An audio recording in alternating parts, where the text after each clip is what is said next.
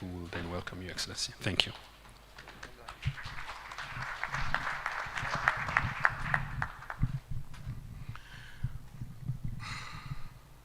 Your Excellency, Your Excellency, the President of the Republic of Kenya, the Commander-in-Chief of the Kenya Defense Forces, the Honorable Mr. Nuruddin Haji, the Director, Office of the Directorate of Public Prosecutions, the Vice President of the International Association of Prosecutors, the President of the East African Association of Prosecutors, colleagues from the African Association of Prosecutors, distinguished guests, ladies and gentlemen.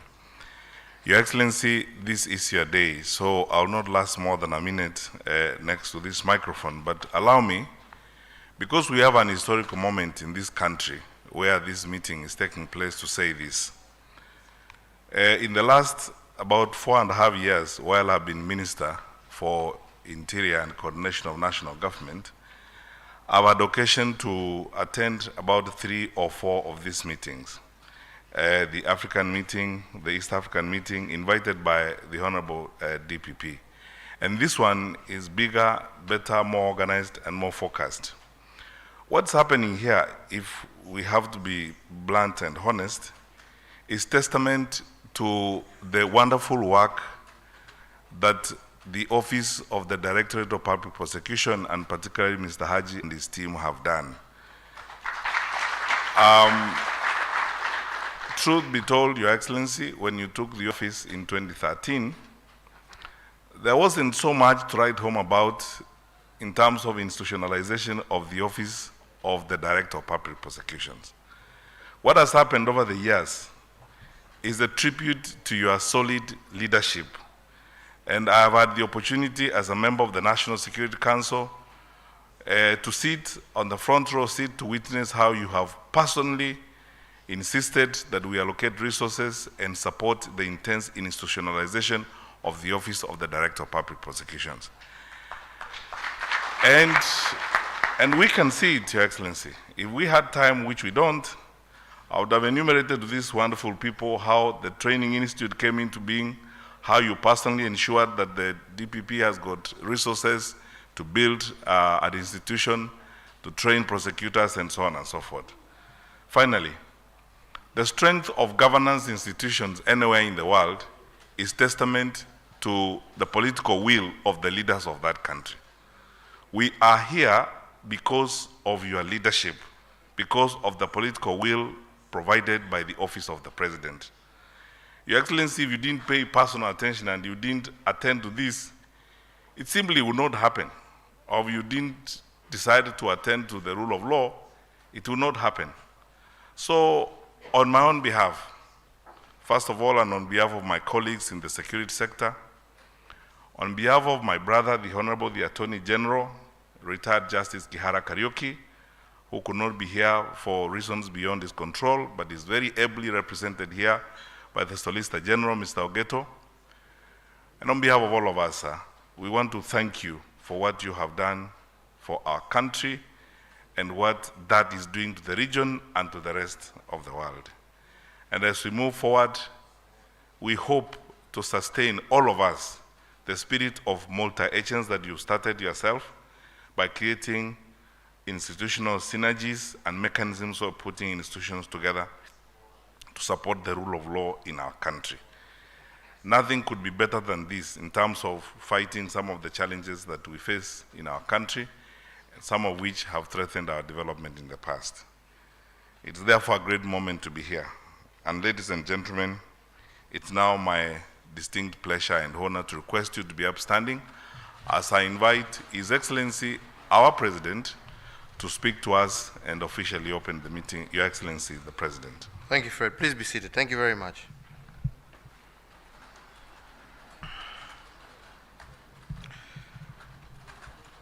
Honorable Attorney Generals present and Directors of Public Prosecution, all partners, distinguished guests, ladies and gentlemen, good afternoon.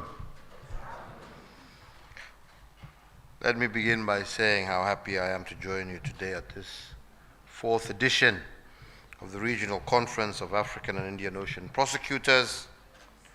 alongside your extraordinary general meeting of the East African Association of Prosecutors. Let me join my colleagues in welcoming you warmly to this beautiful city of Mombasa. And indeed, it is my hope that you will also take time to experience the ambience, comfort, tranquility, and the warmth of the people of this great city while you are here. So to get to the point, ladies and gentlemen, we convene here today to reaffirm our shared commitment to combat emerging transnational organized crimes such as terrorism, corruption, drug trafficking, money laundering, counterfeiting and smuggling, and offenses against wildlife, and also our cultural property. But allow me, before we delve into these three substantive reflections, the subject of this conference, let me contextualize the reality that we are all confronted with. Indeed, with the dawn of the new millennium, crime as we knew it has dramatically changed and expanded into new frontiers. Less than 2 decades ago, cybercrime was a niche concern. Cryptocurrency was still an abstract concept, and the manipulation of digital resources to facilitate or obscure real-world crimes was relatively rare. Today, 2022, criminals and their networks are utilizing advances in our technology and our increased interconnectivity to advance their agenda. At both local and international stages, our laws and justice processes are playing catch-up in the face of emerging crimes and also expansion of traditional crimes into new frontiers. And I believe that this is a realization that informs this conference that you hold here today. These shifts are a result of globalization and technology, and we have all felt the ripple effects of change, and that is why the theme, I believe, of this 4th edition is most apt and timely. I'm informed that the objective of this week's conference was to review effective mechanisms for responding to emerging crimes and transnational organized crimes across the African continent. Premised on a framework of shared learning, the theme invites all of us to reflect on the need for innovation in our strategies, interventions, as well as our respective operations. But more importantly, the theme also demands of us to rededicate ourselves to our global commitments to combat transnational organized crime, and to do so collectively in a collaborative manner, but to also do so innovatively and in a manner that nonetheless always upholds our fundamental values. And so the key question we should ask ourselves is why nations should invest their efforts and resources in this endeavor. Available estimates by the United Nations Office on Drugs and Crime indicate that annually, illicit revenues and proceeds of crime equal more than $2 trillion globally. Africa itself loses roughly $88.8 billion in illegal financial flows each year, which is equivalent to 3.7% of our continent's GDP. In effect, our continent loses more wealth each year then it gains by at least $40 billion. This empirical evidence demonstrates clearly why the war against corruption and indeed transnational organized crime is a worthy investment for our governments. The resources Africa is losing would otherwise greatly benefit our development agenda and enable us to create an even more glorious future for our citizens. So what we have seen as our success and what anchors us in this war? I think firstly, it is the deliberate adoption of a multi-agency approach which we have done here in Kenya. Transnational crimes cannot be tackled without cross-institutional as well as cross-border cooperation. Transnational organized crime networks continue to exploit legitimate public institutions established to support financial and business services.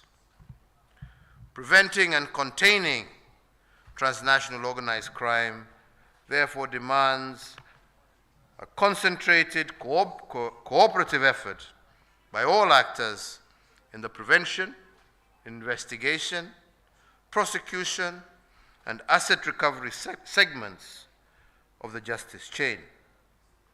And it is critical that we maintain open dialogue, both formal and informal, and continue working in close partnership.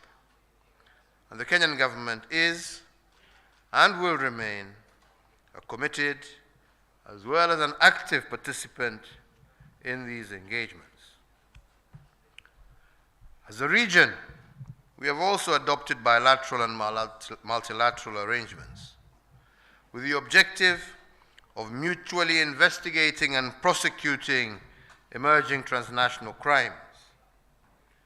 To facilitate this, criminal justice systems across the region must adopt a proactive approach to identifying, tracing, freezing, as well as confiscating funds and proceeds of crime, and to remove the financial incentive and monetary benefits of crime.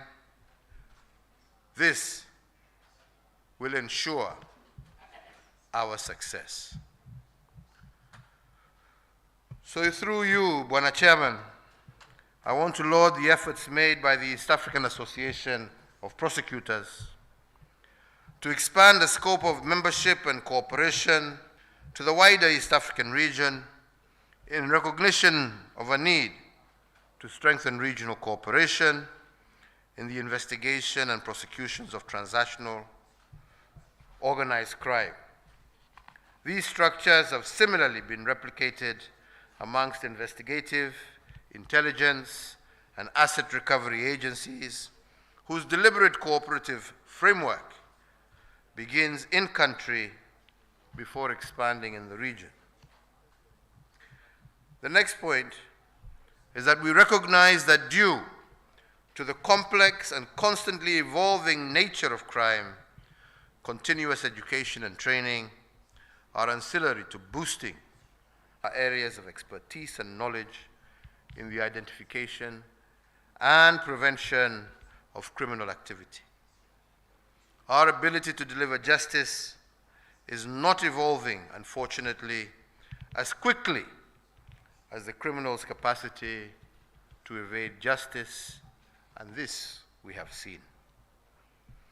It is in line with this objective that Kenya has continuously enhanced our budgetary allocation to criminal justice agencies like the Office, the Public Prosecutor, and our investments in this sector have allowed for the establishment of training facilities such as the ODPP Prosecution and Training Institute, which provides continuous training for prosecutors and other criminal justice actors.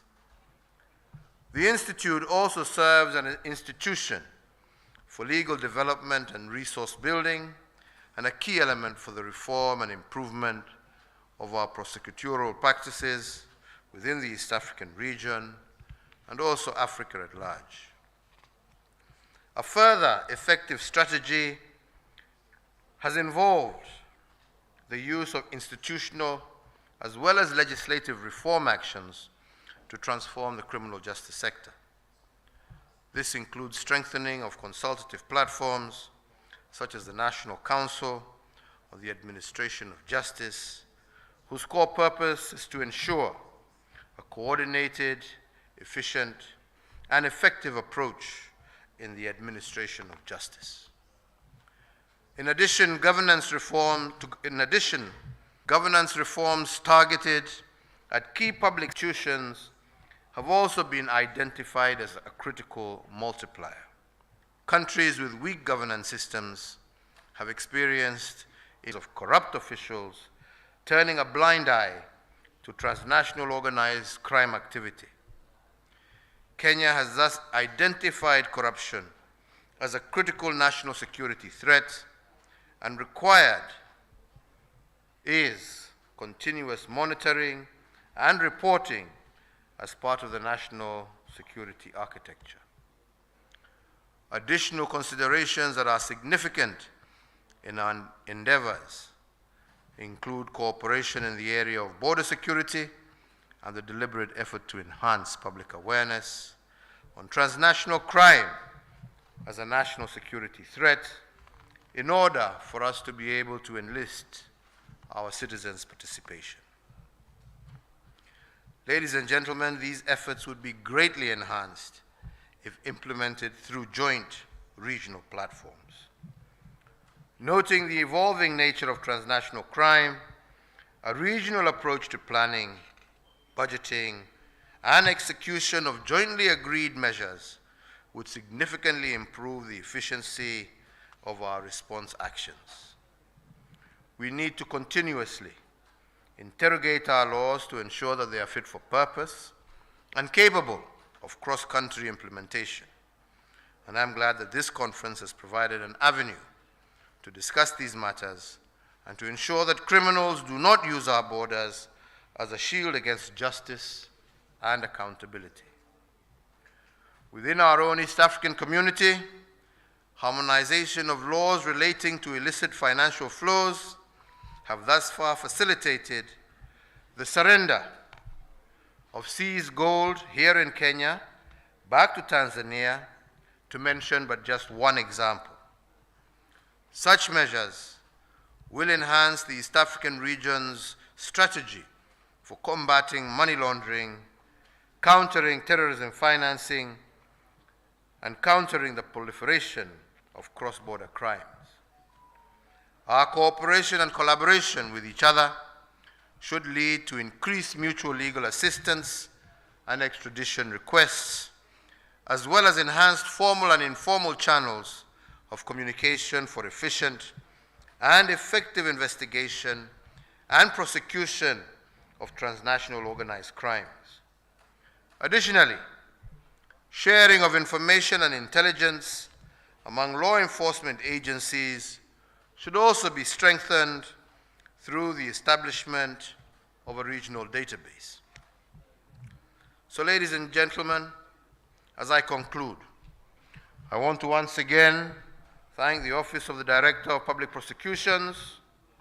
I want to thank the Indian Ocean Prosecutors, the East African Association of Prosecutors, for graciously hosting this conference. May this assembly be one that leads all of us to build a long-term strategy for dismantling criminal enterprise and create a platform for a crime-free future. And I conclude by saying, ladies and gentlemen, that any system is as good as the people who run it. And as we look at ourselves, we must also look at ourselves from a point of integrity. Because yes, we are prosecutors, we are magistrates, we are presidents, but do we do as we say, or do we say and do and close our eyes when it's... Anyway, I don't want to go there. Just, you know what I'm trying to say. We can only be as good as we are. So mine is to pray that we become people of integrity. Because without integrity, you cannot uphold a criminal justice system. Without integrity in prosecutor's office, you cannot deal with the issue of corruption. Without integrity in our courts, without integrity in our government officials and civil servants and politicians, you will not succeed in this battle. Integrity is the key. And we need to be able to look at ourselves straight in the eye. You know, you are independent, but I'm sure you should be able to tell this man if you think he is corrupt. Mwambie. Yeah. You know me, if I say, he'll say I'm interfering in his office. But your colleague can tell you. You see? And then judges also look at each other in the eye. You know each other. You know what you do. Yeah? Don't hide behind your independence. You know? Talk to each other. That's part of learning. If you know your colleague is also not following the right path, it's your responsibility to point them out. Anyway, I wish you all the very best. I know you will succeed in your endeavors, and may this assembly be one that leads us to build together a long-term strategy, as I said, on how we shall work together, how we shall succeed in this battle together. And ladies and gentlemen, this is not only important, but it is a must if our continent of Africa is to achieve sustainable and equitable social economic development, and indeed to truly join the League of Developed Nations with an honest, transparent, judicial and legal system. May God bless you all. Thank you very much.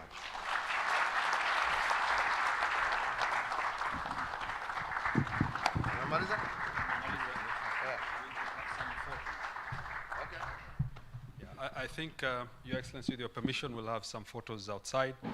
And I'll ask you to orderly go outside on the left and assemble the photos. Thank you, Excellency.